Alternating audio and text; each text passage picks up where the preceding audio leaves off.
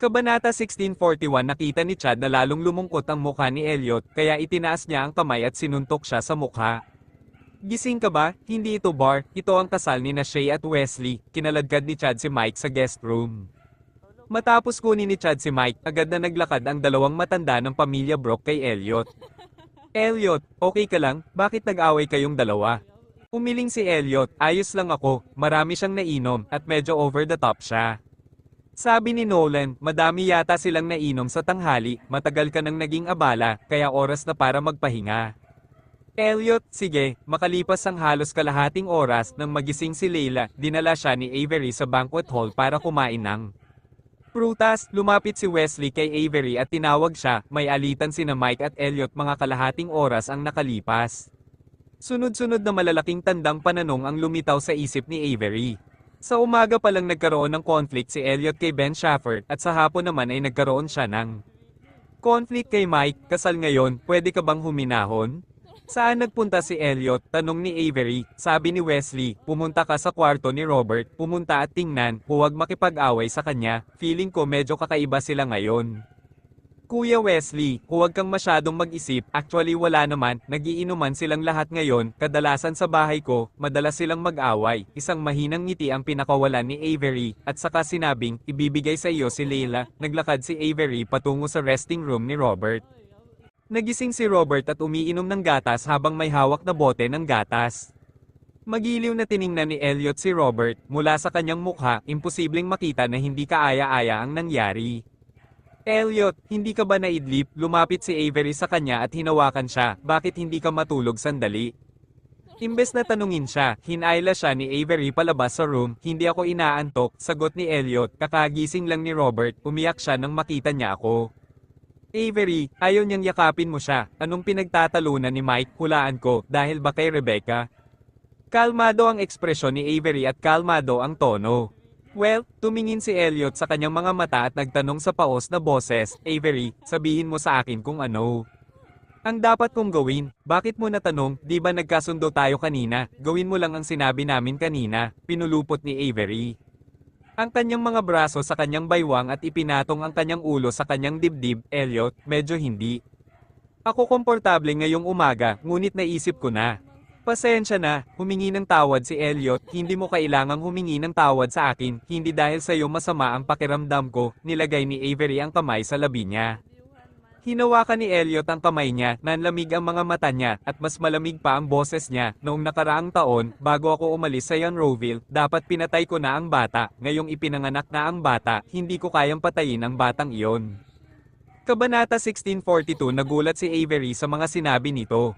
Elliot, hindi ko naisip na hilingin sa iyo na patayin ang batang iyon, noon man o ngayon, hindi ako nagkaroon ng ganoong ideya, hindi kita hahayaang pumatay. Hinawakan siya ni Avery ng mahigpit gamit ang dalawang kamay.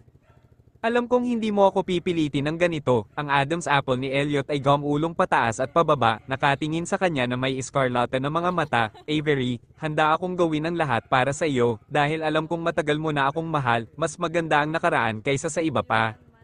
Siyempre, Elliot, wala akong maisip kaninang umaga, lagi kong alam sa puso ko na siya ay mangganganak ng isang bata, magpapalaki sa kanyang anak, at lalapit sa iyo, tatanggapin ko bukas, lahat ng ito, hindi ako dapat magalit ng paulit-ulit dahil dito, bulong ni Avery.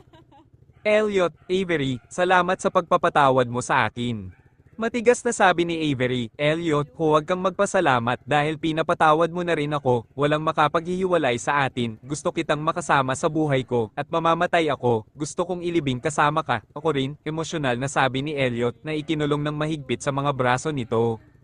Sa Younroville, 11 na ng gabi, umiyak si Hayes na parang tupa. Nagising si Rebecca mula sa mahimbing na pagkakatulog. Miss, matulog ka na, ipagtitimpla ko siya ng milk powder, mahinang sabi ng yaya na nag-aalaga kay Hayes. Inabot ni Rebecca at kinusat ang kanyang mga mata, halika, gusto kong alagaan ng mabuti si Hayes, kung makikita ko pa ba si Elliot sa hinaharap ay depende sa batang ito. Bumangon si Rebecca sa kama at kinuha ang bote sa mesa at naglilinis. Ang yaya, Miss, ang bigat-bigat mo para sa batang ito, hindi ito nakikita ni Elliot, kahit gawin niya, hindi kanya maawa. Natigilan sandali si Rebecca, matapos i-sterilize ang bote, mahusay niyang inihahanda ang gatas para sa bata. Hindi pa ako minahal ni Elliot kaya hindi ko naramdaman kung ano ang tunay na pag-ibig, ang dahilan kung bakit. Umaasa akong makabalik siya sa akin ay dahil ito lang ang magandang lalaki na posibleng mahuli ko, kusang loob. Na sinabi ni Rebecca, tanging isang mabuting tao na tulad ni Elliot ang karapat-dapat sa akin. Napabuntong hininga ang yaya, ano naman si Lorenzo, napakagaling din ni Lorenzo, ngayong mga araw na. Nanganak ka, buong puso niyang inaalagaan ka at ang iyong anak. Naiinis na sinabi ni Rebecca, he's far from good enough kung hindi lang lahat ng ibinigay sa kanya ng pamilya. Joe ba namin, ulila na lang siya, hindi siya karapat-dapat na ikumpara kay Elliot. Ang yaya, pero hindi maganda ang background ni Elliot, balita ko hindi siya ang tunay na young master ng pamilya. Foster, ang kanyang mga biolohikal na magulang ay mga mababang uri lamang. Ang mga salitang ito ay lubos na nagpasigla kay Rebecca. Ang kanyang mga biolohikal na magulang ay mababa, ano ang kinalaman nito sa kanya, niyakap ni Rebecca si Hayes, habang inaalagaan ng bata at pinabulaanan ng yaya, nakapasok siya sa pamilyang Foster sa murang edad at nakatanggap ng pinakamahusay na edukasyon mula noong bata pa siya, ang marangal na ugali sa kanyang katawan ay makikita sa isang sulyap, iba siya sa mga ordinaryong tao. Sabi ng yaya, okay, Miss, since you say so, then you should let Lorenzo give up, kung hindi, nagpapantasya siya kinausap ko siya at sinabi niyang wala siyang pakialam sa pag-aalaga kay Hayes kasama mo.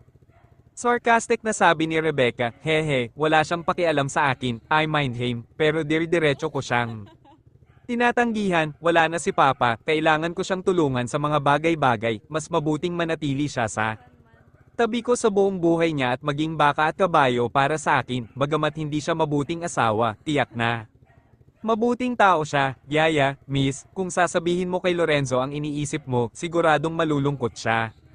Kung hindi mo sasabihin, hindi ko sasabihin sa kanya, paano niya malalaman, bibigyan ko talaga siya ng kaunting tamis pa minsan-minsan, matapos mapanood ang bata na inuubos ang gatas, inabot ni Rebecca si Hayes sa yaya. Ikaw na ang baalang magdala, hindi ko kayang gawing dilaw ang mukha na babae dahil sa maliit na bagay na. Ito, kinuha ni Yaya si Hayes at binalak na ilabas. May pag-asa pa ako, hindi napigilan ni Rebecca na magpakitang gilas, sabi ni Ben Schaffer na puntahan ako sandali. Hindi inaasahang sinabi ng Yaya, talaga, siguradong si Elliot ang humiling sa kanya na sumama, di ba? Oo, naisip ko rin, kahit tinanong ko siya, hindi niya sinabi, kung hindi siya pinapunta ni Elliot, bakit pa siya pumunta para makita kami ni Hayes, kaya kailangan nating alagaan si Hayes, siya lang ang bargaining chip ko, sabi ni Rebecca. Kabanata 1643 matapos ang halos isang linggo o higit pa, umalis si Ben Schaffer mula sa paliparan ng Ariadel at nagpakita sa kabiserang paliparan ng Yanroville sa mababang paraan. Sa paglalakbay na ito, hindi na siya partikular na nag-ulat muli kay Elliot pero nang tawagan niya si Elliot para humingi ng leave, hindi na nagtanong si Elliot, parang salamin sa puso nila ang mga sinabi nila sa kasal ni Shay noon. Si Ben Schaffer ay lumabas ng airport at isang pigyera ang agad na umindayog sa kanyang harapan. Ikaw ba si Mr. Schaffer? Magalang na tanong ng isang medyo may edad na. Tumango si Ben Schaffer, pinadala ako ng aking ginang para sunduin ka, halika rito, sabi ng middle-aged na lalaki, nakita ni Ben Schaffer na magalang ang kabilang partido, kaya sumunod siya, noong una ay gusto niyang makipag ugnayan kay Rebecca pagkatapos niyang dumating, ngunit patuloy siyang tinatanong ni Rebecca kung kailan siya darating, kaya bago sumakay ng eroplano, nagpadala siya ng impormasyon sa paglipad ni Rebecca. Makalipas ang kalahating oras, huminto ang sasakyan sa harap ng isang villa. Bumaba si Ben Schaffer sa sasakyan, at lumabas kaagad ang yaya at pinapasok siya sa bahay. Nakakonfine pa ang babae namin at hindi na babagay na lumabas, patawarin mo ako, paliwanag ni yaya. Okay lang ba si Hazel? Mas nag-aalala si Ben Schaffer sa bata. Araw-araw dumarating ang doktor, ang sabi ng doktor kaninang umaga ay okay na si Hazel, hanggat walang pag-ulit sa loob ng isang buwan, ito ay magiging maayos, dinala ng yaya si Ben Schaffer sa bahay. Pagkatapos magpalit ng sapatos, nakita ni Ben Schaffer si Rebecca na hawak-hawak si Hazel sa sala. Hello Ben Schaffer, lumapit si Rebecca kay Ben Schaffer at malumanay na binati, salamat sa pagpunta sa akin. At kay Hayes, kapag lumaki na si Hayes, sasabihin ko talaga kay Hayes na ang tiyo Ben mo ang nagbigay ng pangalang ito sa iyo, napatingin si Ben Schaffer kay Hayes sa mga bisig ni Rebecca. Ang maliit na lalaki ay mas maliit kaysa sa inaasahan. Mahimbing siyang nakatulog habang nakapikit, gusto mo bang yakapin si Hayes? Tanong ni Rebecca. Bahagyang umubo si Ben Schaffer, masyado pa siyang bata, hindi ko siya mahawakan, at natutulog siya, natatakot akong gisingin siya. Hindi siya gising, mayroon siyang 24 na oras sa isang araw, mga 20 oras na tulog, nagkusa si Rebecca na ibigay ang bata kay Ben Schaffer, hindi makakapunta si Elliot dito, kung yakapin mo siya, it counted as Elliot. Hugging her too, natakot si Ben Schaffer na baka mahulog si Hayes sa lupa, kaya agad niyang iniunat ang kanyang mga kamay at kinuha ang bata, marahil ay dahil sa sobrang tigas ng kanyang postura, pagkatapos na hawakan ng bata sa kanyang mga bisig. Iminulat niya ang kanyang malalaking matingkad na mga mata sa ilang sandali. Sa sandaling nakilala ni Ben ang maitim na mga mata ng bata, ang puso ni Ben Schaffer ay tinamaan na parang electric shock. Itong bata, itong buhay na bata, hindi ba si Leila? Napatitig si Ben Schaffer sa maliit na mukha ng bata, hindi nakaimik sa gulat. Napansin ni Rebecca ang pagiging abnormal ni Ben, ngumiti siya ng matamis at sinabing, sa tingin mo ba si Hayes ay kamukhang kamukha ni Leila, dahil anak siya ni Elliot, medyo magkahawig sila ni Leila, kung nakikita lang siya ni Elliot sa sarili niyang mga mata, siguradong hindi siya handang iwanan. Kabanata 1644 matapos ang halos isang linggo o higit pa, umalis si Ben Schaffer mula sa paliparan ng Erie Adele at nagpakita sa kabiserang paliparan ng Youngroeville sa mababang paraan. Sa paglalakbay na ito, hindi na siya partikular na nag-ulat muli kay Elliot, pero nang tawagan niya si Elliot para humingi ng leave, hindi na nagtanong si Elliot, parang salamin sa puso nila ang mga sinabi nila sa kasal ni Shay noon. Si Ben Schaffer ay lumabas ng airport at isang pigyera ang agad na umindayog sa kanyang harapan. Ikaw ba si Mr. Schaffer? Magalang na tanong ng isang medyo may edad na. Tumango si Ben Schaffer, pinadala ako ng aking ginang para sunduin ka, halika rito, sabi ng middle-aged na lalaki. Nakita ni Ben Schaffer na magalang ang kabilang partido, kaya sumunod siya, noong una ay gusto niyang makipag-ugnayan kay Rebecca pagkatapos niyang dumating, ngunit patuloy siyang tinatanong ni Rebecca kung kailan siya darating. Kaya bago sumakay ng eroplano, nagpadala siya ng impormasyon sa paglipad ni Rebecca. Makalipas ang kalahating oras, huminto ang sasakyan sa harap ng isang villa. Bumaba si Ben Schaffer sa sasakyan at lumabas kaagad ang yaya at pinapasok siya sa bahay. Nakakonfine pa ang babae namin at hindi na babagay na lumabas, patawarin mo ako, paliwanag ni yaya. Okay lang ba si Hazel? Mas nag-aalala si Ben Schaffer sa bata. Araw-araw dumarating ang doktor, ang sabi ng doktor kaninang umaga ay okay na si Hazel. Hanggat walang pag-ulit sa loob ng isang buwan, ito ay magiging maayos. Dinala ng yaya si Ben Schaffer sa bahay, pagkatapos magpalit ng sapatos, nakita ni Ben Schaffer si Rebecca na hawak-hawak si Hazel sa sala. Sinabi ni Ben Schaffer, iminumungkahi ko sa iyo na baguhin ito. Kung pipiliin mong bigyan ng batang ito ng apelyido na Foster, maniwala ka sa akin, lalo lang siyang papupuotan ni Elliot, kung sa iyo ang kanyang apelyido, maaaring hindi siya masyadong galit ni Elliot, dahil sa pangyayaring ito ilang araw na ang nakalipas, labis siyang nalungkot, ipinakita ko sa kanya ang mga larawan ng bata, at alam niya rin na ang bata ay kamukha ni Leila, ngunit hindi nito mababago ang katotohanan na magiging tapat siya kay Avery at sa kanyang kasal. Pakiramdam ni Rebecca ay parang binugbog siya ng hamog na nagyelo at nalanta ang buong katawan niya. Hindi siya pupunta dito para makita ko at ang bata, kung dadalhin ko ang bata sa Erie Adele para hanapin siya. Huwag mong gawin ito, Ben Schaffer continued to persuade her, at least not now, hanggang sa magbago ang relasyon nila ni Avery, hinding-hindi niya kayo makikita ni Hayes, kung pipilitin mong gawin ang lahat, ikaw lang at ang iyong mga anak ang masasaktan. Nakita ko, napaluha si Rebecca, Ben Schaffer, kailan ka aalis, walang mag-aakalang mabibigo ang ganitong kalaking kumpanya, hindi lamang ito bumaba, ngunit nasangkot din ito sa mas malubhang mga krimen sa ekonomiya. Pati si Elliot ay kasali, sa bagong conference launch ng produkto ng Tate Industries, itinaas ng mga reporter ang kanilang mga kamay at nagtanong kay Avery. MS, Tate, ang ilang mga tao ay nagsabi na ang Wonder Technologies ay nawasak ng Tate Industries, iniisip ko kung batas si Elliot, nakagawa ng krimen si Sofia, kaya dapat siyang maparusahan ng batas, sa Erie Adele, dapat kang sumunod sa mga patakaran ng Erie Adele, ang batas, akala ko common sense na alam ng lahat, pero hindi ko inaasahan na maiintindihan mo. Namutla at namula ang reporter na nagtanong sa audience. At saka, masyado kang nagmamalasakit sa relasyon ni Elliot sa FCK, bakit hindi mo ako iwan ng numero, at kapag natapos na ang press conference, hahayaan ko siyang tumawag sa iyo ng direkta, okay? Dala ng tono ni Mike ang malakas na amoy ng usok, dinala ni Avery ang mikropono upang mapagan ang kapaligiran ng eksena, magpalinlang muli ng mga hindi pamilyar na tao. Salamat sa pag-aliw sa akin, medyo naantig si Sofia, medyo hindi rin komportable. Ani Avery, kung may kailangan ka sa hinaharap, maaari mo akong tawagan at ihahatid ko ito sa iyo, hindi kita matutulungan, maliliit na bagay lang ang kaya kong gawin para sa iyo. Sofia, maaari kang magkaroon ng pusong ito, labis akong naantig. Dumating ang oras ng pagbisita, pinagmasdan ni Avery si Sofia na dinadala sa isang mabigat at komplikadong kalooban. 5 taon, para sa mga kabataan, ay maaaring lumipas sa isang iglap, ngunit kapag si Sofia ay matanda na, pagkatapos gumugol ng 5 taon sa bilangguan, maaaring madama niya na ang mundo ay nagbago, paraan ay nagpatuloy sa kanyang mga salita, hindi niya alam kung saan matutunan ang pamamaraan, ngunit nabutas niya ang kondom. Natahimik si Avery, talagang napakatapang na ginawa ni Shay, malinaw niyang alam na mahina siya at pinakamabuting huwag magkaanak. Pinaalalahanan siya ni Elliot at pinaalalahanan din siya ni Avery. At kapag pinaalalahanan siya, ang kanilang saloobin ay napakaseryoso. Maganda ang pangako ni Shay noon pero behind the scenes, ginawa niya ang ganoong bagay. Saan mo ito natutunan na ikayam ni Elliot ang kanyang mga kamao at galit na umungol, sino ang nagturo sa iyo na gawin ito?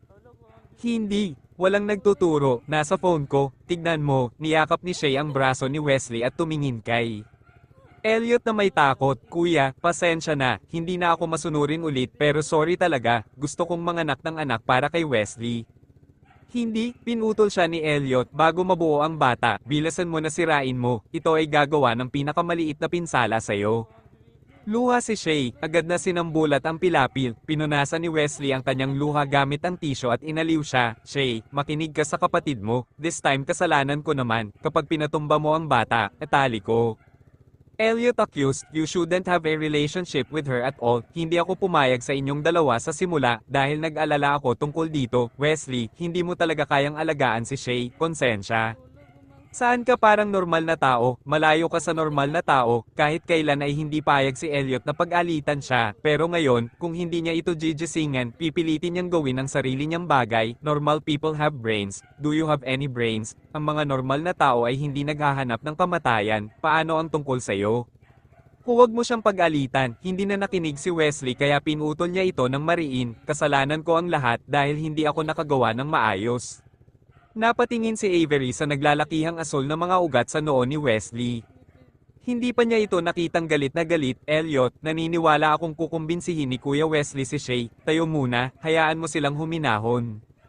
Hinawakan ng mahigpit ni Avery ang malaking palad ni Elliot at gusto siyang paalisin dito. Medyo naninigas ang mga palad niya at nang hawakan ni Avery ang mga kamay niya, kitang-kita niya ang bahagyang panginginig ng katawan nito niya kung bakit galit na galit si Elliot. Gusto kong magkaroon ng baby para sa iyo, Wesley, gusto ko lang itong baby, namamaos ang boses ni Shay.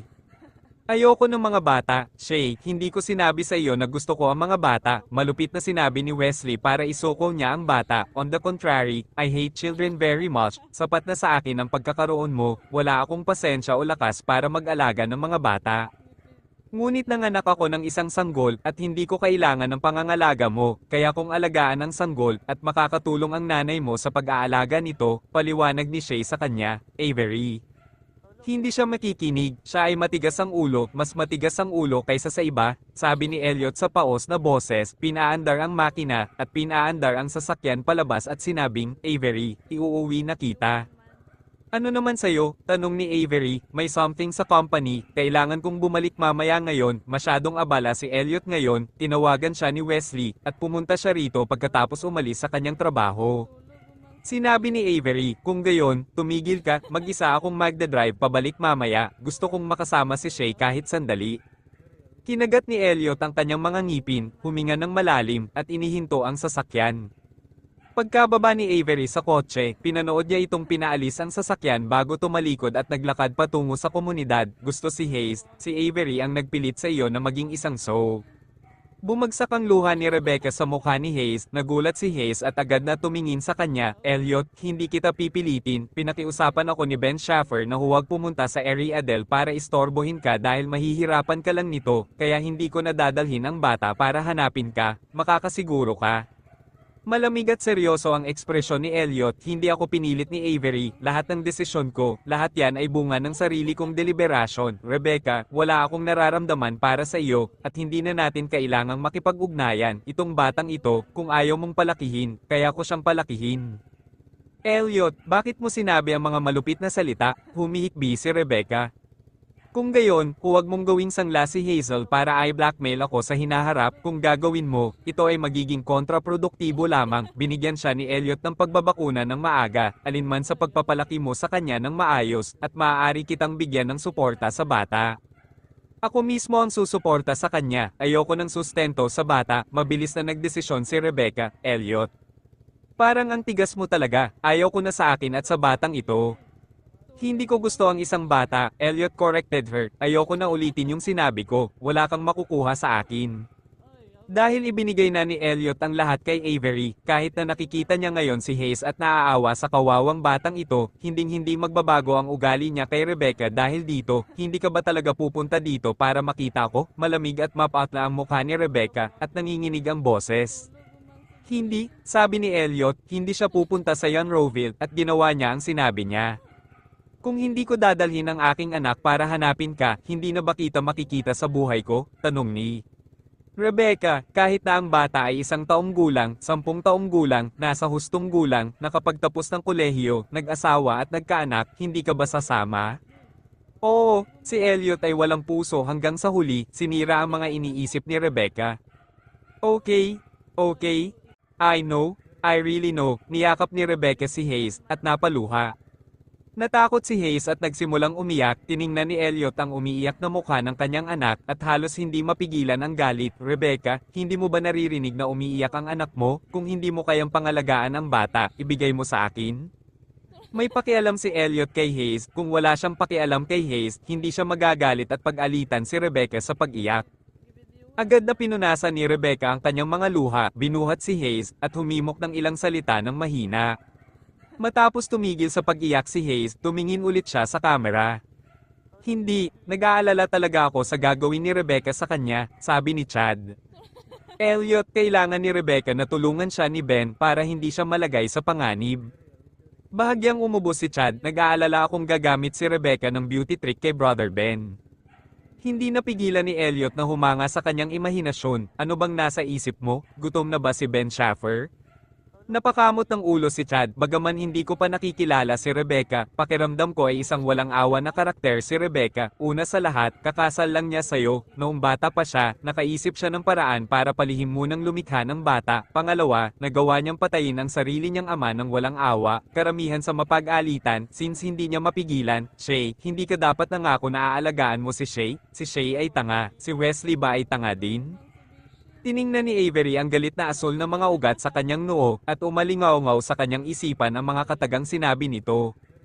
Pinakaayaw ni Elliot kapag sinabi ng iba na tanga si Shay, pero ngayon, ang mga salitang lumabas sa bibig niya. Ibig sabihin, nawalan siya ng malay sa galit, mabilis din niyang napagtanto na may nasabi siyang mali, pero ayaw niyang itama. Dahil walang pag-asa na katangahan ng ugali ngayon ni Shay. You ask me what to do, hindi ko rin alam, kung pipilitin ko siyang ipalaglag, buong buhay niya ay kamumuhian niya. Ako, at baka mabuntis siya ng palihim in the future at hindi na sasabihin sa akin, sabi ni Elliot. Elliot, hayaan mo siyang manganak, hinawakan ni Avery ang braso niya at tinignan siya ng maayos, alam kong. Hindi mo siya pipilitin, kung ganoon, huwag mong pilitin ang iyong sarili. Medyo lumuwag ang kalooban ni Elliot, humiga ang dalawa at humiga, pinatay ni Avery ang ilaw, nakabukas ang kanyang mga mata at hindi siya makatulog, alam niyang hindi rin makatulog si Elliot. Kaninang hapon, nabigo siyang kumbinsihin si Shay, nang paalisan siya ni Wesley, sinabi nito sa kanya na naging ganito si Shay dahil sa kanyang ina, akala niya ay may sasabihin si Elliot, ngunit wala itong sinabi. Ang biglang katahimikan ay nagpabilis ng tibok ng puso niya. Elliot, pupuntahan ko ang nanay mo, iniba ni Avery ang usapan. Tumugon si Elliot na may tunog mula sa kanyang dibdib. Tinanong ko ang administrator ng bilangguan kung paano mababawasan ang sentensya, sinabi sa kanya ni Avery. Ang kanyang mga saloobin ng totoo, si Sofia ay tumatanda, at nahulog siya sa puntong ito dahil na-frame siya. Ni Wanda, tulungan natin siya, medyo mabigat ang paghinga ni Elliot at mahinahon ang kanyang boses, paano natin mababawasan ang pangungusap, mahusay na gumanap sa panahon ng pangungusap o gumawa ng mga karapat-dapat na kontribusyon, o gumawa ng mga natitirang kontribusyon sa lipunan, sinabi sa kanya ni Avery ang pamamaraan na kanyang inusisa, maaari naming hayaan si Sofia na mag-donate ng malaking halaga ng pera sa mga social charity o ayusin ang bilangguan. Avery, kung sigurado kang gusto mo siyang tulungan, tulungan mo siya, walang pagtutol dito si Elliot, babayaran ko kung magkano ang perang kailangan mo. Sige, iniunat ni Avery ang kanyang mga braso at niyakap ang kanyang katawan. Elliot, ang dahilan kung bakit ako naglakas loob na sabihin sa iyo ay dahil alam kong hindi ka tatanggi. Wala siyang kasalanan dito, pero masama ang loob ko sa kanya, sabi ni Elliot. Avery, kung gayon, ako na ang bahala sa mga bagay na may kinalaman sa kanya, kung walang mga espesyal na pangyayari, hindi ko sasabihin sa iyo ang tungkol sa kanya. Elliot, sige, Elliot, matulog na tayo, kung hindi ito malulutas ni Brother Wesley, at tiyak na hindi natin kaya, inilagay ni Avery ang ulo niya sa leeg nito at mahinang hinaplos, matulog ka muna, dumapo ang malaking palad ni Elliot sa kanyang likuran at mahinang tinapik ang kanyang likod, matutulog ako kapag nakatulog ka na, tinapak-tapik ng palad niya ang likod niya, parang magic, mabilis siyang nakatulog.